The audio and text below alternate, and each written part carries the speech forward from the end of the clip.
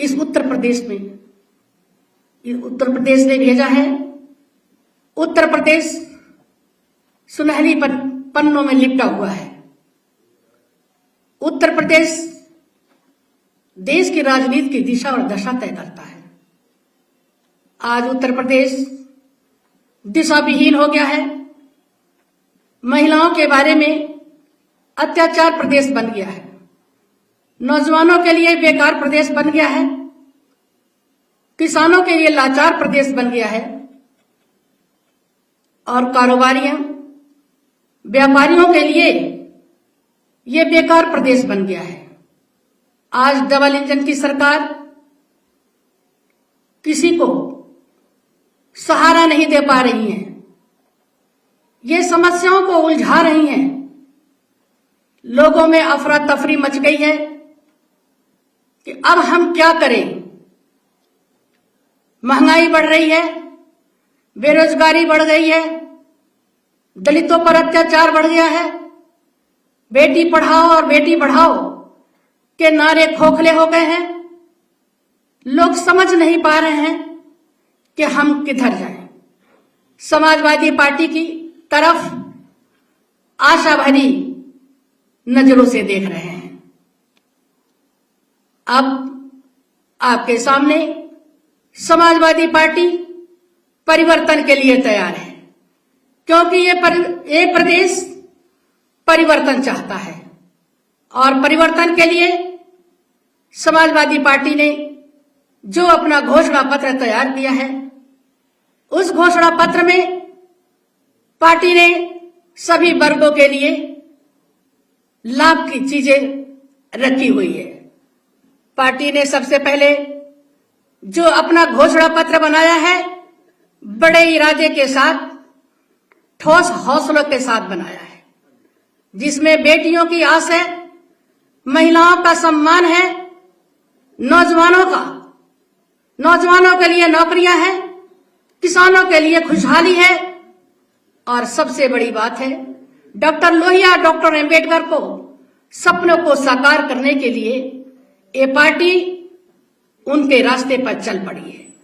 Doctor Lohia ने कहा था, जब 60% सैकड़ा दलितों को, महिलाओं को, आदिवासियों को, अल्पसंख्यकों के, दलितों को दबे कुचले लोगों के हाथों में जब ये सत्ता आएगी, जो दो भाषा वो मुंह से बोलते हैं, वही भाषा जब कलम से लिखी जाएगी, जो मुंह से बोलते हैं, मैं फिर रिपीट कर रही हूं, जो भाषा वो मुंह से बोलते हैं, वही भाषा जब कलम से लिखी जाएगी, तो एक सफल इंकलाब का आगमन होगा, जिसको भारत माता सदियों से झेलती चली आ रही है। आज आप देख रहे हैं, डॉक्टर अंबेडकर और डॉक्टर लोहिया ने क्या चाहा था। एक समय था जब देश में अफरा तफरी मची हुई थी, तो डॉक्टर लोहिया ने हर जगह, हर देश के कोने से चिल्लाते थे, ये व्यवस्था को बदलो, वरना देश जहन्नुम में चला जाएगा। चौखम्मा राज की स्थापना करो, सत्ता का विकेंद्रीकरण करो, भूखे को खाना दो, बेकार को काम दो, अनपढ़ को शिक्षा दो, खेत को पानी दो। और आज उसी सपने को साकार करने के लिए हमारी समाजवादी पार्टी ने ये घोषणा पत्र तैयार किया है, जिसमें सभी को काम करना है।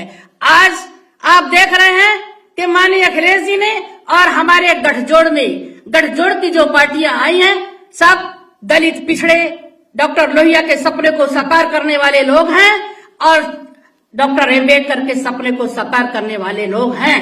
तभी तो ये दिया गया है, नई हवा है, नई सपा है, बड़ों का हाथ है, युवाओं का साथ है, पिछड़ों का इंकलाब होगा, 22 में बदलाव होगा।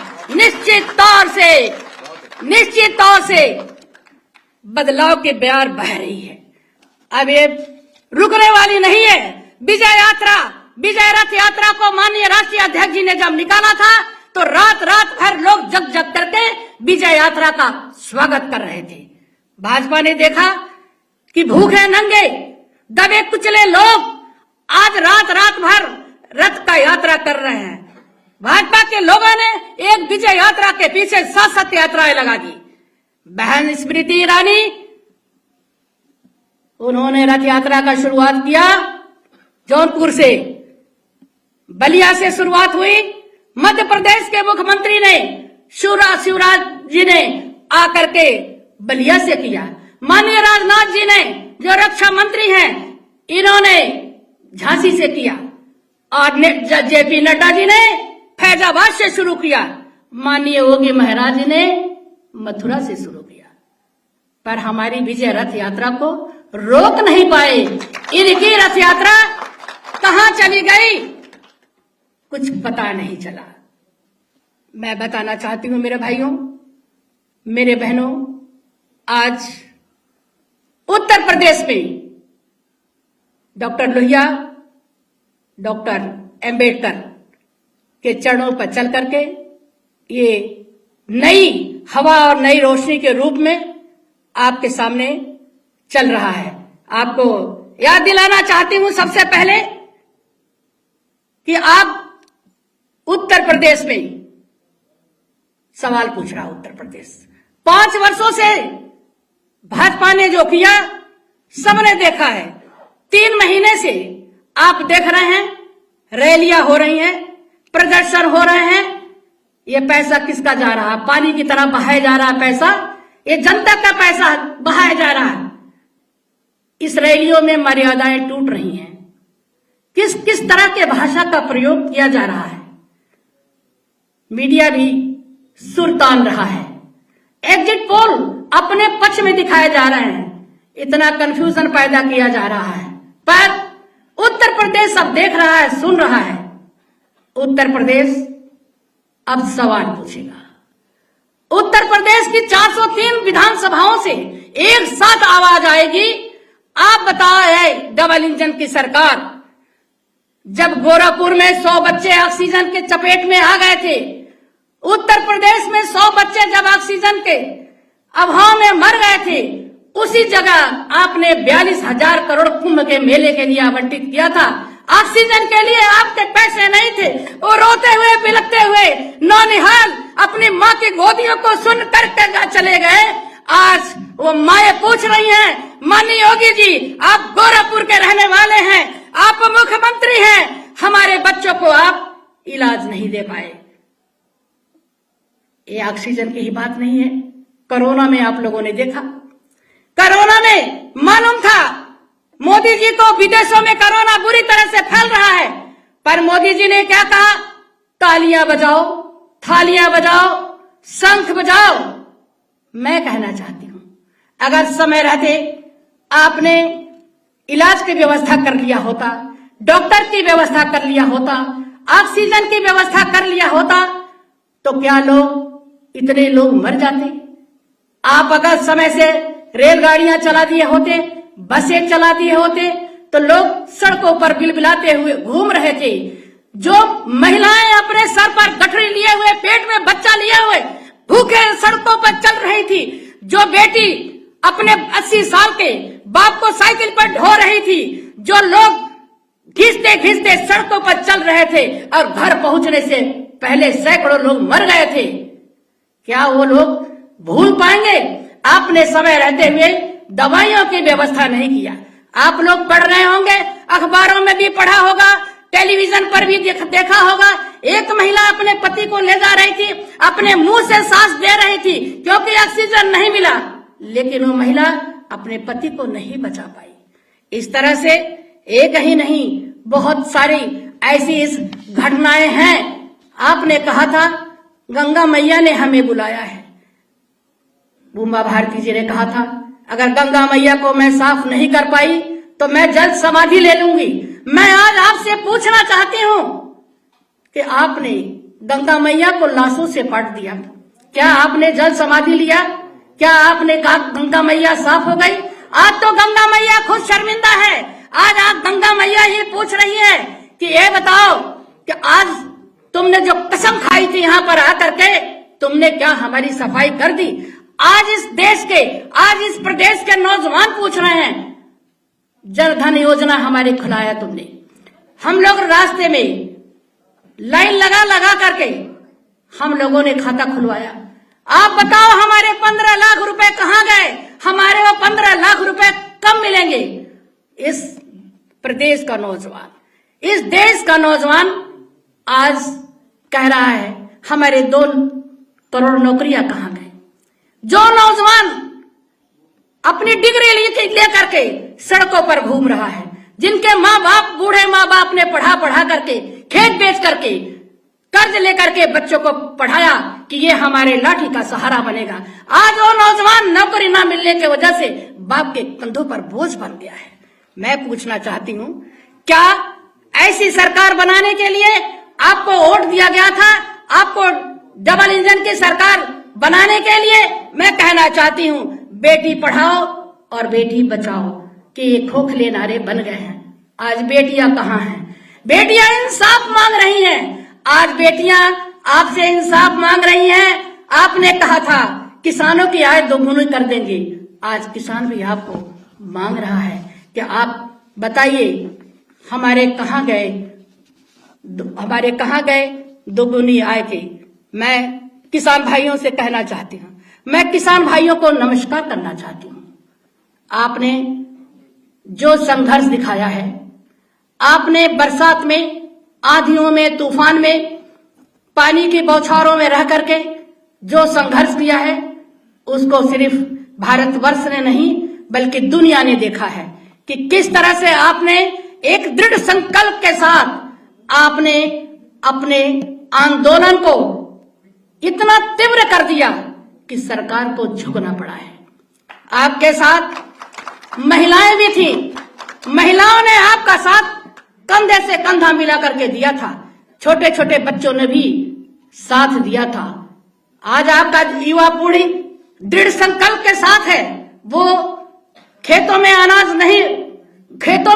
नहीं उगाएगा, बल्कि वो एक सभ्यता का एक एक दाने चुन चुन करके लाएगा, क्योंकि आपने उसे सिखाया है, संघर्ष करने को सिखाया है। माननीय अखिलेश यादव जी ने किसानों के लिए उन्होंने कहा है कि जो शहीद हो गए हैं 700 लोग, मैं उनको 25 लाख रुपए मैं उनको दूंगा। मैं याद दिलाना चाहती हूँ मेरे किसान भाइयों, समाजवादी पार्टी किसानों की पार्टी है। माननीय मुलायम सिंह नेताजी ने अगर कलम चलाना जानते थे तो वो हल भी चलाना जानते थे। चौधरी चरण सिंह जी हल चलाना जानते थे। ये किसान के बेटे हैं, किसानों के से लगे हुए हैं। पर इसी के साथ मैं एक बात और याद दिलाना चाहती हूँ, आपका चार किसान, एक मंत्री के बेटे ने षड्यंत्र के तहत किसानों को ऊपर जीप चला दिया। पर क्या हुआ? मंत्री जी बर्खास्त नहीं हुए, मंत्री जी इस्तीफा नहीं दिए, किसानों को यह धोखा दिया है। इस तरह से ये डबल डेकर सरकार सभी को मूर्ख बना रही है। माननीय नरेंद्र मोदी जी ने भी तो कहा था, मैं देश को बिकने नहीं दूंगा, मैं चैन से कैसे सो जाऊं, मैं खामोश कैसे हो जाऊं, मैं देश को नहीं बिकने दूंगा, मैं देश को नहीं बिकने दूंगा, मैं चैन से कैसे सो जाऊं, मैं देश को नहीं बिकने दूंगा। मोदी जी आपने कहा था मैंने कसम खाई है, मैं देश को नहीं बिकने दूंगा, वो देश बेच रहे हैं, मैं कैसे सो जाऊं। पर आपने स्वयं देश को बेच दिया, आपने लाल किला बेच दिया, 80 साल के पट्टे पर दे दिया, आपने बीएसएनएल को बेच दिया, आपने नवरत्न कंपनियां जो बीपीसीएल है, जो आईओसी है, जो गेल है, उनको भी बेच दिया, आपने रेलवे को बेच दिया, आपने हवाई अड्डों को बेच दिया। आपने, मैं पूछना चाहती हूं, आपने कितनी कंपनियां खड़ा की? आपने 32 कंपनियों को बेच दिया है। जहां आपने कसम खाई थी कि मैं इस देश को बेचने नहीं दूंगा, वहां पर आपने सोना उगलने वाली, लाभ वाली कंपनियों को बेच दिया है। आप क्या दिखाना चाहते हैं? आप आए थे तो आपने यही तो कहा था, मैं खुशहाल बनाऊंगा, मैं सबको खुशहाल रखूंगा, एक एक लोगों का मैं ध्यान रखूंगा, सबके अच्छे दिन आने वाले हैं। मानिए मुख्यमंत्री जी ने भी तो यही कहा था कि बहुत अच्छे दिन उत्तर प्रदेश में आने वाले हैं। पर तो मैं कहती हूं कि उत्तर प्रदेश के दिन कहां पर अच्छे आए, आप मुझे बता दीजिए। महंगाई चरम सीमा पर है, पेट्रोल के दाम बढ़ गए हैं, हर जगह महंगाई है। आपके लिए तो यही कहना पड़ता है, सारे दिल बहलाने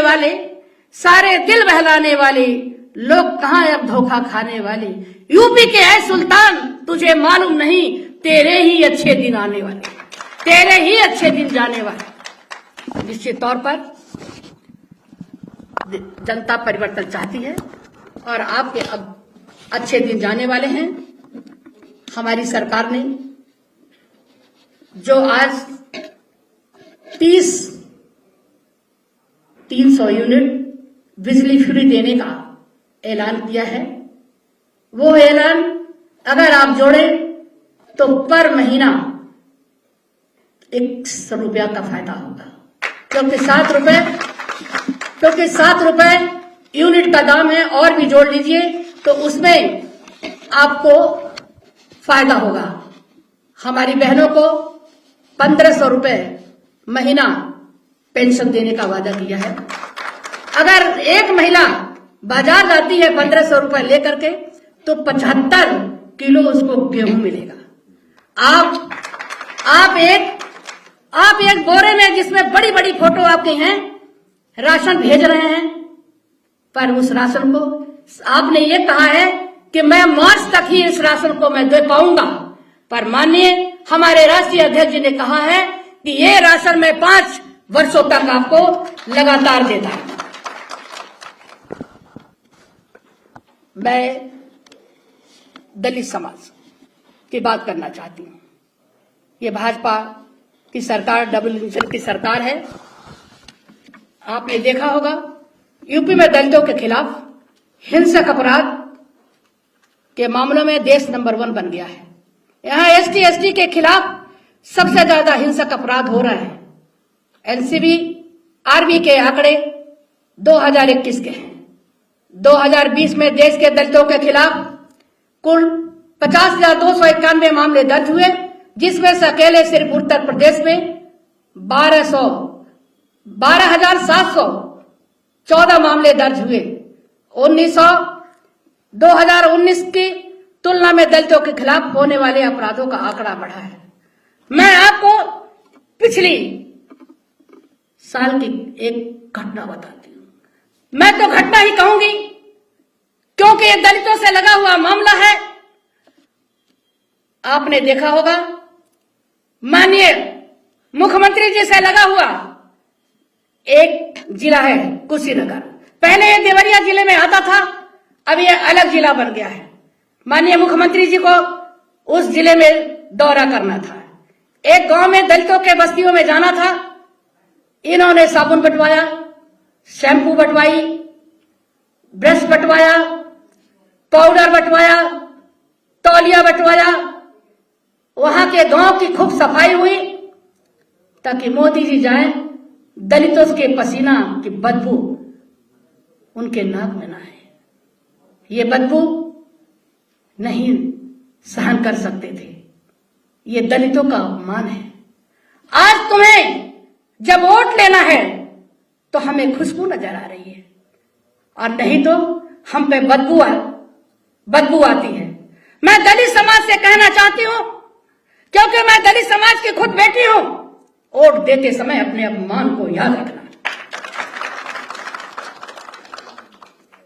मैं बहनों से कहना चाहती हूं, मेरी बहनों, आपको याद है लंकेश गौरी, बंबई की पत्रकार जो एक पार्टी के खिलाफ लिखा करती थी, उसकी हत्या हो गई।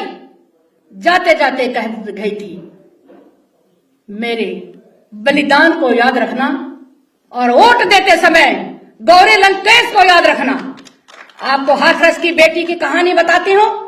कहानी नहीं, बड़ी दर्दनाक घटना है।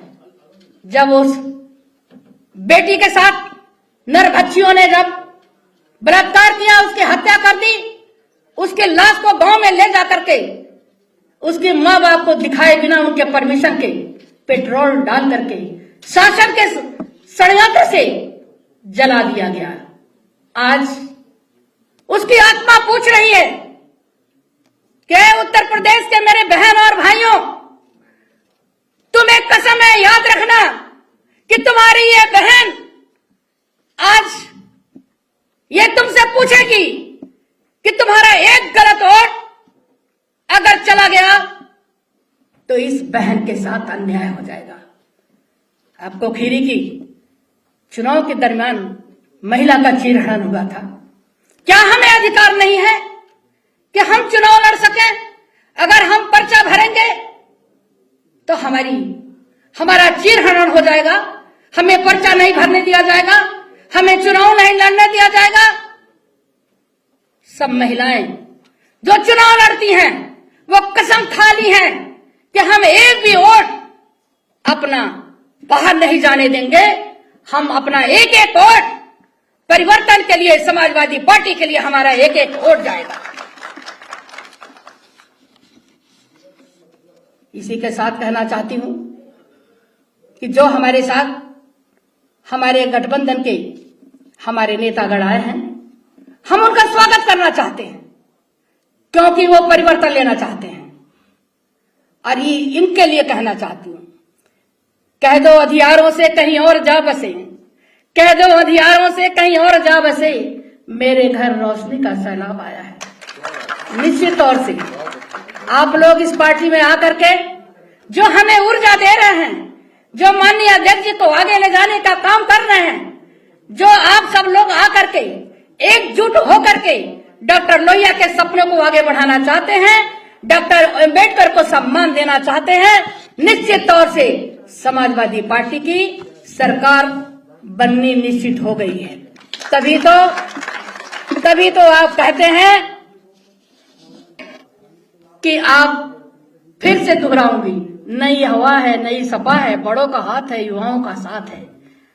और किसानों का इनकलाब जब होगा तो 22 में बदलाव आएगा। और किसान ने भी ठान लिया है कि जिस तरह से हमें लाठियां मारी गई हैं, जिस तरह से हमारा अपमान हुआ है, हमें आतंकवादी कह दिया गया है, हमें परजीवी कह दिया गया है, हमारा अपमान किया गया है, हमारा ये इंकलाब होगा और 22 में बदलाव होगा और अखिलेश की सरकार होगी। दलितों का इंकलाब होगा, 22 में बदलाव होगा। जनता सपा के साथ है, 22 में बदलाव है। और मैं फिर कहना चाहती हूं, एक एक वोट पर ध्यान रखना। ऐ नौजवानों, तुम्हारे हाथों में नौकरियां नहीं है, वोट देते समय जरूर याद रखना इस बात को। ऐ बहनों, मैं तुम्हें कहना चाहती हूं, जब तुम वोट देना तो याद रखना कि 7-7 साल की बेटियों के साथ बलात्कार हुए हैं और इनको किस तरह से बेइज्जत किया गया है। ऐ किसान भाइयों, याद रखना, वोट डालते समय एक एक वोट अगर गलत पड़ गया तो ये तुम्हें बहुत पीछे ले जाएगा। ये संविधान को बदल देंगे, ये आरक्षण को खत्म कर देंगे, क्योंकि ये आरक्षण खत्म करना चाहते हैं, संविधान को बदलना चाहते हैं। मैं इसी के साथ कहना चाहती हूं, जाते जाते गर चिरागों की हिफाजत फिर इन्हें सौंपी गई, गर चिरागों की हिफाजत फिर इन्हें सौंपी गई, रोशनी मर जाएगी, खाली धुआं रह जाएगा। अगर आपने फिर से इन्हें सत्ता देने की कोशिश की तो इससे भी ज्यादा भयंकर रूप उत्तर प्रदेश ले लेगा। जाते जाते एक बात और कहना चाहती हूं, आपने साबुन से हाथ खूब धोया, कोरोना नहीं भागा। एक बार भाजपा से हाथ धो करके देखिए, बेरोजगारी, महंगाई